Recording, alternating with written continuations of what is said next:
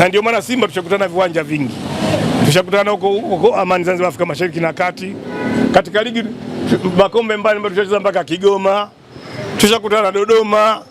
Tushakutana Tanga, Morogoro. Arusha. Sasa watu wasiwe na hofu. Tunaposema Tanzania, Zanzibar ni sehemu ya Tanzania. Na kama kuna budi sio Amani tu. Inawezekana mwakani tukawapeleka Pemba vivi.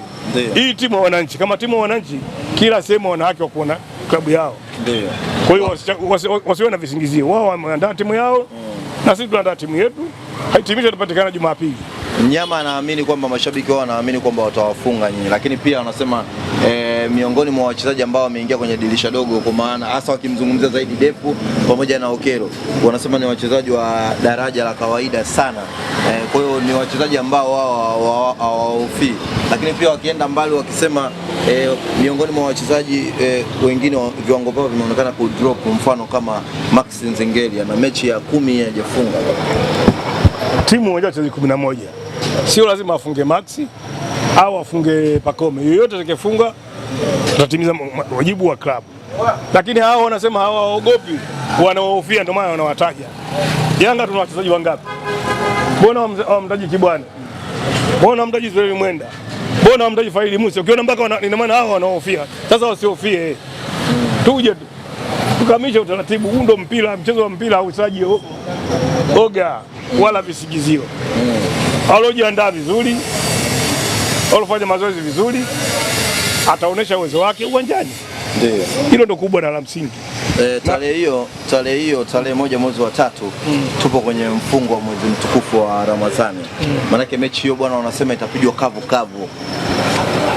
Ndio nimesema hivi, kimwana mtu atakama maneno mengi ina maana hana la msingi. Alafu niwaambie kitu kibwa Tanzania tu, akiba sio pesa.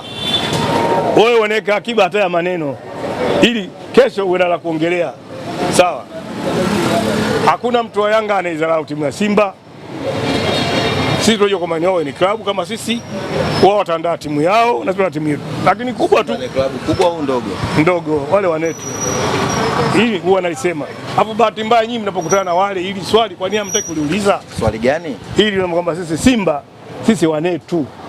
Mtoto si wako huwezi kutoa jina. Anaweza akawa mwanao lakini anaweza akawa sio mdogo sasa. Anasema hivi, mtoto si wako huwezi kutoa jina. Haiwezekani hata mtoto rafiki yako wewe ukatoa jina. Sawa, jina la Simba Sports Club limetolewa na mwanachama wa Yanga. Siku zote naliongea hili. Na si mwingine Abedi Amani Karume.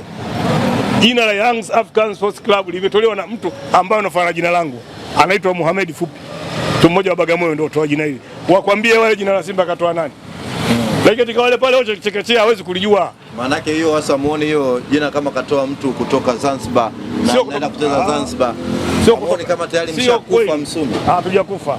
Amani Abedi kama mwanachama wa Yanga alishakuwa mchezaji wa Yanga 1948 kakizima hapa. Sawa wakatoa makao makuu ya klabu ya kumtaa Sukuma. Sijui mnaofahamu mtaa Sukuma? Mnaofahamu? Tunapitaga tena. Mnapitaga mnaofahamu ulipo? Maana huu mtaa ni mfupi. Sasa labda niwasaidie. Ukifika soko la Kariakoo, baada ule mtaa unaoshuka Swahili. Sawa nenda mbele kuna mtaa mdogo tu. Ule ndo Sukuma, unatoka Mkunguni unakomea Mafia. Ukitoka hapo